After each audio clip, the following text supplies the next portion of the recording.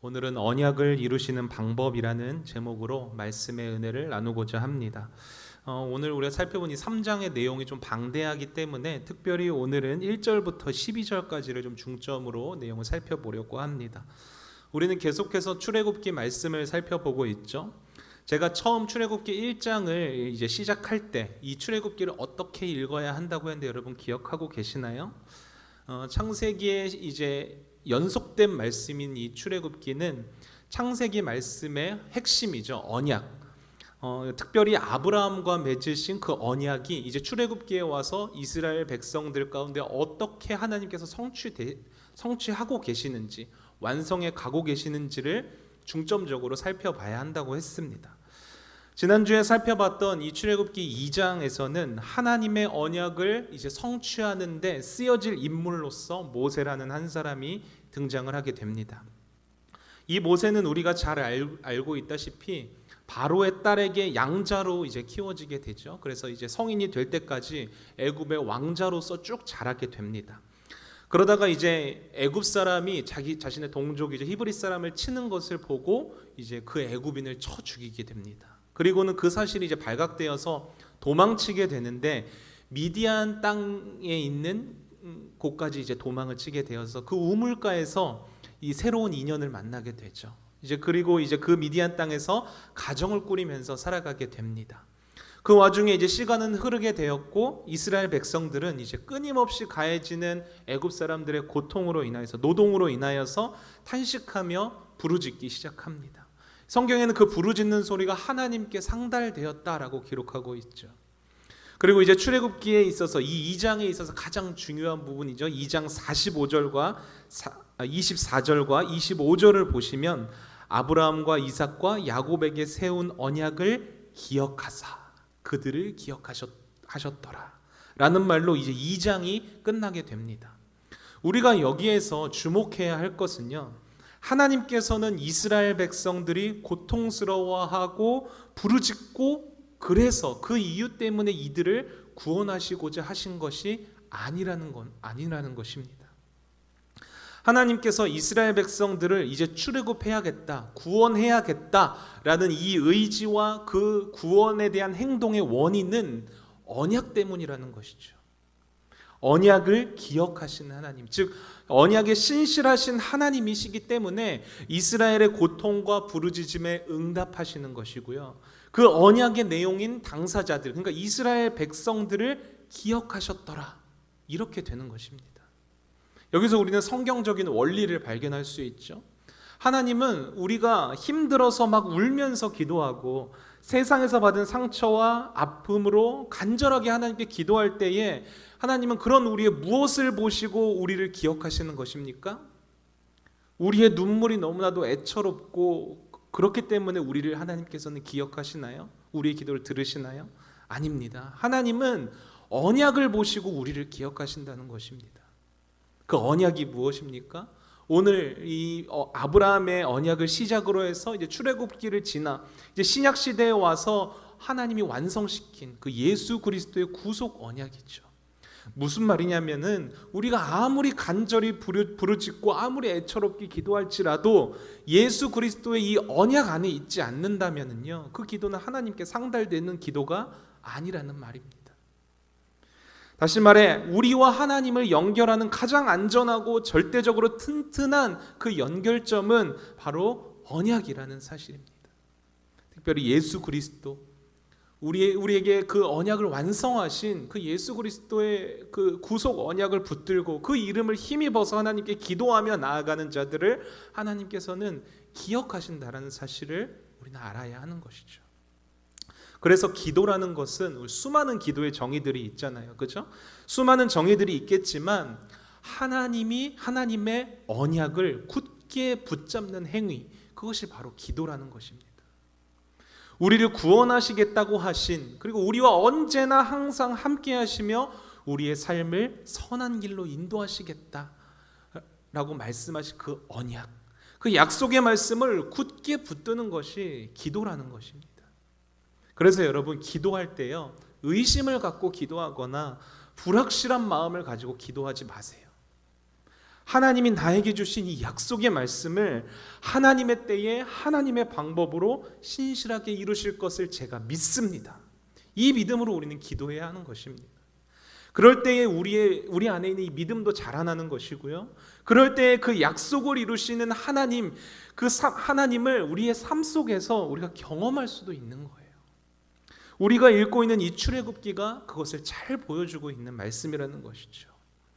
2장에서는 우리가 지난주에 살펴보았던 2장에서는 하나님께서 언약을 기억하사 이스라엘 백성들을 기억하셨더라.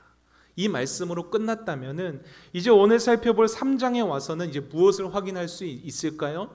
고통 가운데 있는 이스라엘 백성을 기억하시며, 기억하시는 데서 끝나는 게 아니라 그들을 이제 구원하시기 위하여서 하나님이 어떻게 일하시는지를 우리는 볼 수 있습니다. 이 3장에 넘어와서 우리가 가장 먼저 볼 수 있는 것은 이 이스라엘의 구원 사역에 쓰여질 한 사람이죠. 모세를 하나님께서 이제 부르시는 장면입니다. 지금 모세는 애굽에서 동족을 살인하고 도망자 신세가 되어서 이곳 미디안 땅에서 숨어 지내고 있는 그런 상황에 있었습니다. 그곳에서 아내도 만나고 자녀를 낳고 살아가는 중에 있었죠. 무려 40년 동안이나 그 미디안 광야에서 삶을 살아가게 됩니다. 오늘 본문의 이 날도요, 하나님이 부르시는 이 날도 여느 때와 같이 장인 어르신의 그 양떼들을 데리고 이곳저곳 미디안 광야 이곳저곳을 다니면서 풀을 먹이고 있는 매우 평범한 일상을 보내고 있는 그런 상황이었습니다. 발길을 쫓아서 도착한 곳이 있는데 그곳을 성경은 하나님의 산 호렙이라고 말을 하고 있습니다.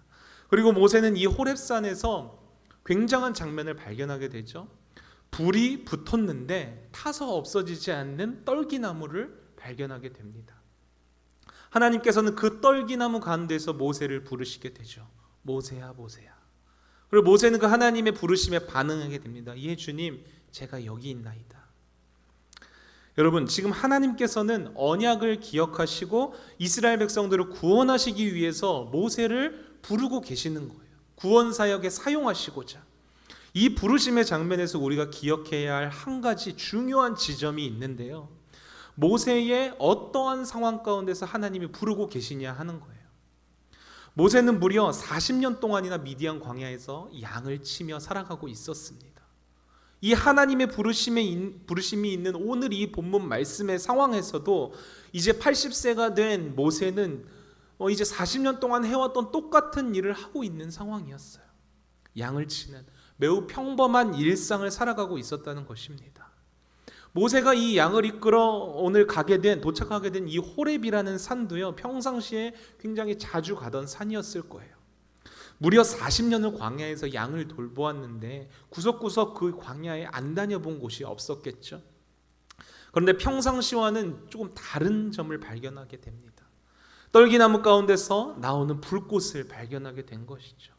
그런데 신기한 게 불은 붙었는데 나무가 타서 없어지지 않는 거예요. 모세는 그 광경을 보고 신기하게 생각했습니다. 바로 그때 하나님의 음성을 듣게 되는 것이죠. 여러분, 지금 모세는 성전에서 예배를 드리고 있다거나 아니면 어떤 작정을 하고 40일 금식을 해야겠다라고 기도굴에 들어가서 막 간절하게 기도하고 있는 그런 상황이 아니었다는 것입니다. 지극히 평범한 일상 속에서 40년 동안 한결같이 행해오던 그 평범한 삶의 한 부분에서 하나님이 부르시는 음성을 듣게 되었다는 것입니다. 여러분, 오늘날 성도님들이 자주 범하는 오류가 있는데요. 교회 안에서 예배드리고 봉사할 때 혹은 어떤 신앙 공동체 안에서의 모습과 나의 이 일상적인 삶을 분리해서 생각한다는 것입니다.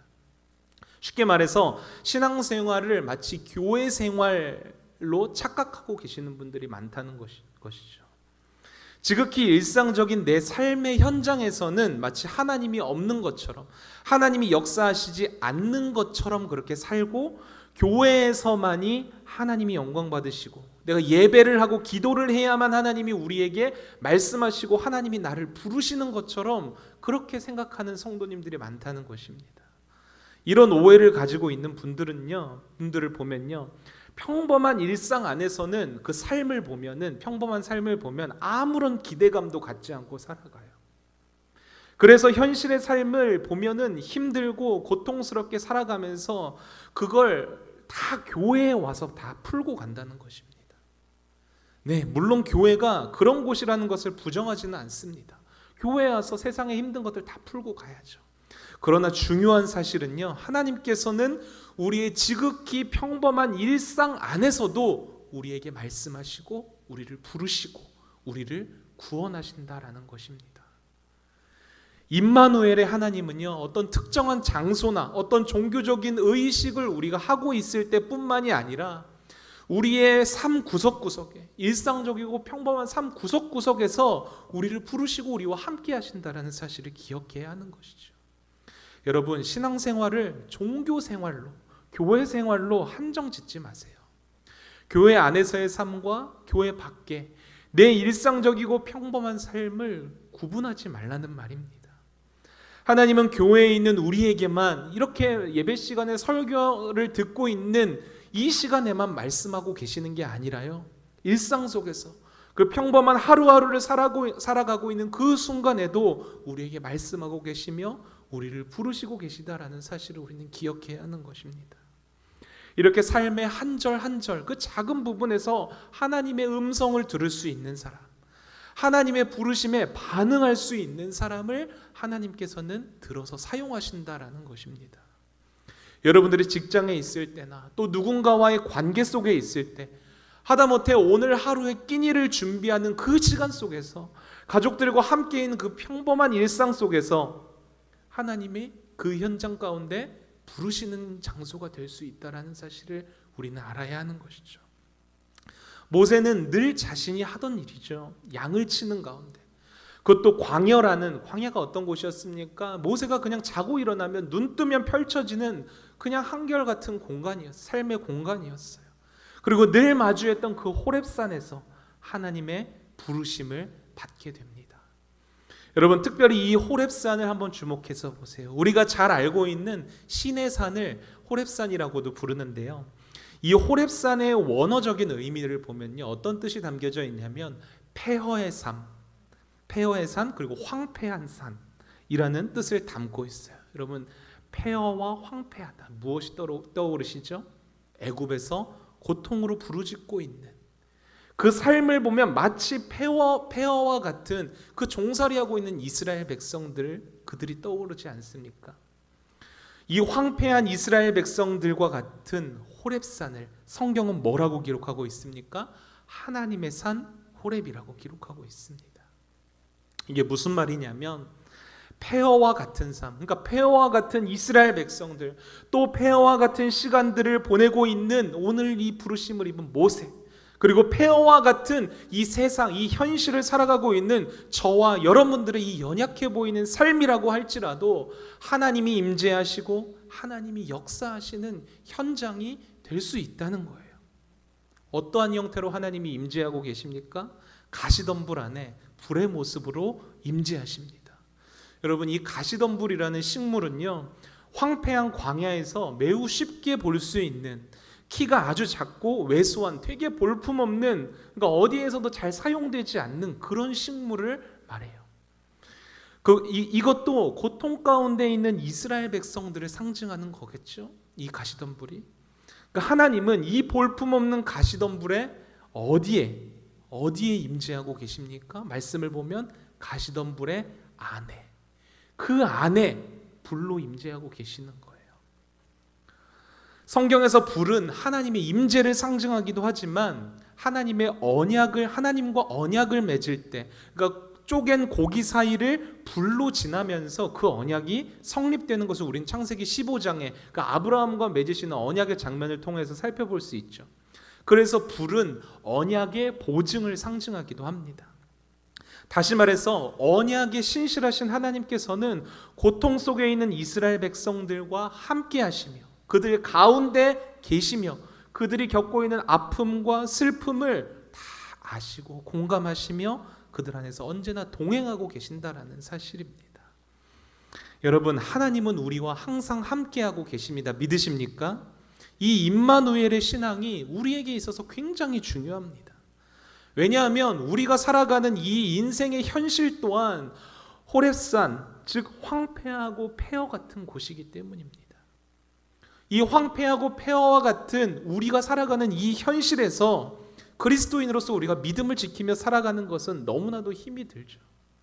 마치 이스라엘 백성들이 이 애굽의 압제하에 종노릇하면서 살아가고 있는 것이 바로 이 땅을 살아가고 있는 인생을, 우리의 인생을 보여주고 있는 것과 마찬가지이죠.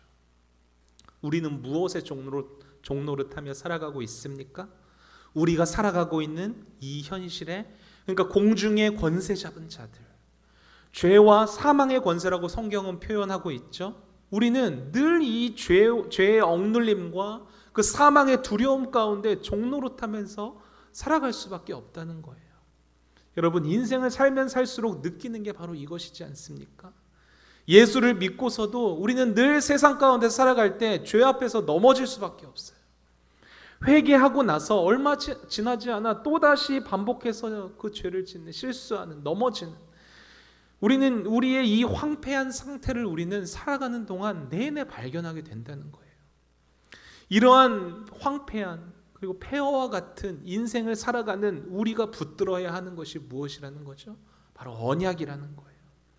하나님의 약속의 말씀을 붙드는 것 외에는 이렇게 황폐한 인생을 살아갈 수 있는 방법이 없다는 것을 성경은 말하는 것입니다. 그렇다면 우리가 붙들어야 하는 언약, 그 약속의 말씀은 무엇입니까? 바로 예수 그리스도이시죠. 특별히 히브리서에서는 오늘 이 창세기 말씀에서부터 이어지는 그 구약의 언약을 완성시키신 분이 바로 새 언약의 중보자이신 예수 그리스도다라고 말하고 있습니다. 그 언약의 중보자이신 예수 그리스도께서 지금 어디에 계십니까? 보잘것없는 떨기나무 가운데서 불꽃같이 나오시듯이 아무런 보잘것없는 우리의 이 황폐한 인생 가운데서 예수 그리스도께서 임재하시며 우리와 함께하고 계신다라는 것입니다. 그래서 우리 안에 있는 이 예수님을 붙들고 믿는 자들은 어떻게 살아갑니까? 여러분, 고린도후서 4장 8절부터 10절까지의 말씀 우리 같이 한번 읽어보겠습니다. 시작. 우리가 사방으로 우겨쌈을 당하여도 쌓이지 아니하며 답답한 일을 당하여도 낙심하지 아니하며 박해를 받아도 버림받지 아니하며 거꾸러뜨림을 당하여도 망하지 아니하고 우리가 항상 예수의 죽음을 몸에 짊어짐은 예수의 생명이 또한 우리 몸에 나타나게 하려 함이라. 아멘. 여러분, 아무리 세상이 우리를 우겨싸고 박해하고 넘어뜨린다고 할지라도 우리가 이 세상에서 승리할 수 있는 유일한 이유는 뭐냐면 우리 안에 예수의 생명이 있기 때문입니다. 그리고 그 예수의 생명으로 승리하는 자들은 어떻게 살아가요? 예수의 생명이 우리의 몸과 우리의 삶에 드러나는 삶, 나타내는 삶을 살아가게 된다는 것이죠. 사랑하는 여러분, 예수의 생명이 우리 가운데 늘 함께하고 있으심을 믿으시죠? 그렇다면 우리가 볼 때 우리 인생이 아무리 보잘것 없어도 낙심하지 마세요. 세상에서 억눌리고 답답한 일을 당하고 계속해서 죄 가운데 넘어질지라도 여러분 다시 일어서세요. 그리고 예수께서 우리에게 주신 그 새로운 생명으로 살아가세요. 이전까지 우리가 살아왔던 그 황폐한 삶, 폐허 같은 삶, 패배자와 같이 억눌리고 좌절 뿌린 그 삶을 벗어버리고 예수께서 우리에게 주신 그 생명의 삶을 여러분 살아가세요. 이것이 바로 우리가 이 소망 없는 현실에서 승리할 수 있는 유일한 길이고 하나님의 나라를 이 땅에서도 누리며 살아갈 수 있는 유일한 길이라는 것입니다. 바라기는 저와 여러분들이 이 질그릇과 같은 삶이 예수의 생명을 담아낼 뿐만이 아니라 그 예수의 삶을, 생명을 드러내는 삶을 살아갈 수 있기를 바랍니다. 하나님께서는 이처럼 고통 중에 있는 이스라엘을 구원하시기 위해서 모세를 부르셨어요. 모세야, 모세야. 모세가 반응하죠. 주님, 제가 여기 있습니다. 그러자 하나님은 이렇게 말씀하십니다. 네가 선 곳은 거룩한 땅이니 내 발에 신을 벗으라. 여러분, 신발이라는 것은요, 그 신고 있는 사람의 신분과 지위와 권리를 상징합니다. 그러니까 거룩하신 그 하나님의 부르심 앞에 우리가 어떻게 반응하며 어떻게 나아가야 하는지를 잘 보여주는 것이죠. 세상에서 신고 있던 우리의 신분, 우리의 권리, 우리의 지위를 다 내려놓고 우리의 이 죄악된 모습, 이 있는 모습 그대로, 낮아진 모습 그대로, 연약한 모습 그대로 그 전능하신 하나님 앞에 나아가야 한다라는 것입니다. 그렇게 서 있는 모세를 향해서 하나님께서는 뭐라고 말씀하십니까? 먼저 6절에서와 같이 나는 내 조상의 하나님이니 아브라함의 하나님, 이삭의 하나님, 야곱의 하나님이라. 하나님께서는 먼저 나는 언약을 반드시 성취하는 신실한 하나님이야, 이 사실을 먼저 밝히는 거예요. 그리고 나서 이제 애굽에서 고통 가운데 있는 이스라엘의 부르짖음을 들으시고 애굽에서 건져내어서 약속의 땅으로 이스라엘 백성들을 인도하여 낼 거야 라고 말씀하십니다. 이것이 본문 7절에서 10절까지에 걸쳐서 쭉 기록이 되어 있는데요, 여러분 이 기록된 말씀을 보면, 하나님이 모세에게 하시는 이 말씀들을 보면은 좀 한 가지 이상한 점을 발견할 수 있습니다. 먼저 본문 7절을 보면요, 모든 주어가 다 하나님 자신으로 되어 있어요. 내가 애굽에 있는 내 백성의 고통을 분명히 보고, 그리고 여러분 8절에서도 보면은 그 고통 중에 있는 이스라엘 백성들을 구원할 그 구원의 주체로서 하나님 자신을 말합니다. 내가 내려가서, 하나님이 내가 직접 내려가서 그들을 건져내고 또 그 땅에서 인도하여, 그러니까 분명히 하나님께서는 이스라엘 백성들을 본인이 직접 내려가서 구원하시겠다고 말씀을 하셨어요. 그렇죠? 그런데 여러분 9절을 한번 보십시오. 어떤 말로 시작합니까? 이제 가라. 누구에게 가라고 하는 것입니까? 모세에게 가라고 하는 것이죠. 10절도 한번 보세요. 이제 내가 너를 바로에게 보내어 너에게 내 백성 이스라엘 자손을 애굽에서 인도하여 내게 하리라. 여러분 뭔가 좀 이상하지 않습니까? 분명히 하나님은 자신이 직접 내려가서 내 백성들을 내가 구원할 거야 라고 말씀하셨는데 갑자기 모세에게 네가 가라 라고 말씀하시는 거예요. 갑자기 모세를 보내시는 것입니다. 조금 이상하죠. 근데 여러분 바로 이것이 하나님이 일하시는 방법이라는 것입니다. 여러분 하나님은 왜 모세와 같은 사람을 구원 사역에 사용하시고자 보내셨습니까? 모세가 그 이스라엘의 구원에 꼭 필요한 인물이어서, 모세가 없으면 이스라엘의 구원이 불가능해서 그랬을까요? 아니요, 그렇지 않습니다. 하나님은요 홀로 구원을 이루시기에 전혀 부족함이 없으신 완전하신 분이세요. 그죠? 하나님께서 이스라엘 백성들 구원하시고자 마음을 먹으신다면 그냥 말씀으로도 이스라엘 백성들을 구원해 내실 수 있는 분이세요. 그런데 왜 모세라는 어떤 면에서 보면은 부족함이 많아 보이는 이 한 사람을 그 하나님의 구원, 놀라우신 구원 역사를 이루시는데 사용할 사람으로서 보내시는 거냐는 말이죠. 하나님이 이루시는 그 구원, 그러니까 하나님이 구원을 이루실 거예요. 근데 하나님이 이루시는 그 구원의 영광에 이 모세를 참여시키기 위함이라는 것입니다. 여러분 그냥 하나님께서 폭풍을 일으키시고 하늘의 군대를 보내셔서 이스라엘 백성을 애굽에서 구출해 내실 수도 있습니다. 그러나 하나님은 굳이 모세를 보내서 이 연약해 보이는 모세를 통하여서 이스라엘 백성들을 설득시키시고 또 그 모세를 통하여서 또 바로와 대면하게 하시고 또 그 모세를 통해서 홍해를 건너게 하시고 그 모세의 인도로 광야의 40년을 다 경험하게 하시는 거예요. 이 모세에게 무엇을 깨닫게 하려 하시는 것입니까? 모세야, 네가 하는 일이 아니야. 이 구원은 나 여호와, 그러니까 언약에 신실하신 나 하나님이 하시는 일이야. 이것을 보고 경험하고 그 하나님이 이루시는 구원의 영광을 누리게 하기 위함이라는 것입니다.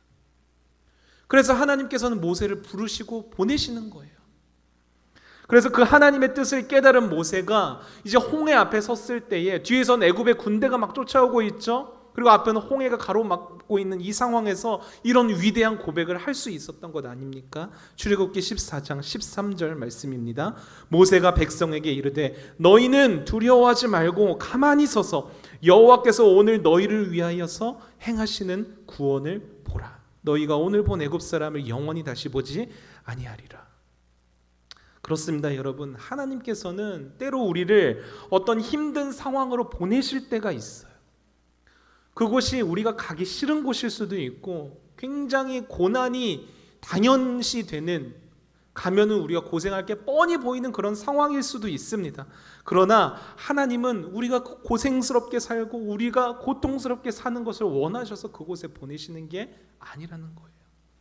하나님이 우리를 그러한 곳으로 보내시는 이유는요, 하나님이 반드시 우리와 함께 하시며 하나님이 우리 안에서 구원을 이루실 것이기에, 우리로 하여금 그 하나님이 이루시는 구원의 영광을 바라보고 경험하고 누리게 하기 위함이라는 사실입니다. 이것을 깨닫지 못하는 우리는 아마 모세처럼 반응할지 몰라요. 본문 11절에서 모세가 말하죠. 주님, 내가 누구이기에 바로에게 가며 이스라엘 자손을 애굽에서 인도하여 내리까? 여러분, 내가 누구이기에, 이 모세의 말 속에 어떤 뜻이 담겨 있습니까? 하나님, 저는 지금 아무런 힘도 없는 사람이에요. 40년 동안 광야에서 이 양만 치느라 이제는 어떠한 능력도 의지도 없는 사람입니다. 이런 제가 뭘 할 수 있겠어요? 가서 고생만 하지 않겠습니까? 하나님이 원하시는 게 그것입니까? 이런 의미죠. 그런데 하나님은 그 모세의 약간 투정 섞인 질문에 이렇게 대답을 합니다. 12절입니다. 하나님이 이르시되 내가 반드시 너와 함께 있으리라. 여러분, 하나님은 우리의 능력, 우리의 어떤 배경, 어떤 출중함이나 외모를 보시는 분이 아니세요.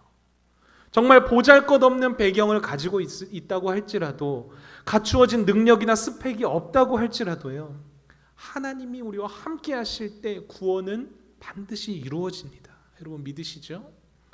우리의 조건이 문제가 아니라 우리가 어떻게 살아왔는지, 우리의 상태가, 지금 상태가 어떤지가 중요한 것이 아니라요, 하나님이 함께 하시느냐 아니냐, 이 싸움인 거예요. 신앙생활.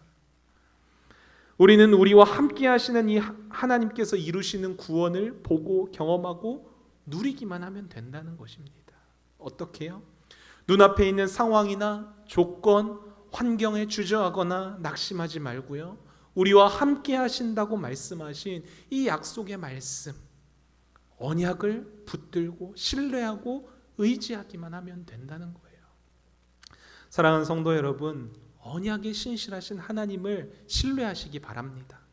임마누엘의 하나님, 나와 함께 하신다고 약속하신 그 임마누엘의 하나님을 굳게 붙드시기를 바랍니다. 정말 평범한 일상 속에서도 여러분들을 그 구원의 길로 부르시는 그 하나님의 부르심에 겸손히 반응하며 또 하나님이 이루시는 구원을 보고 경험하시기를 바라요. 오늘도 황폐하고 폐허와 같은 우리의 인생에, 보잘것없고 또 세상의 종로로 타고 있는 불쌍하고 연약한 우리의 인생을 통하여서 하나님은 신실하게 그 구원의 약속을 성취하고 계세요. 지금도요. 임마누엘의 하나님께서는 이런 질그릇과 같은 인생 가운데 함께 하시며 승리를 누리게 하신다라는 거예요. 이게 바로 오늘 말씀이에요. 여러분, 이 사실을 기억하시고 주님이 이루시는, 우리를 부르셔서 이루시는 그 구원에 참여하여서 그 구원을 누릴 수 있는 복된 성도님들이 되시기를 주님의 이름으로 축원드리겠습니다.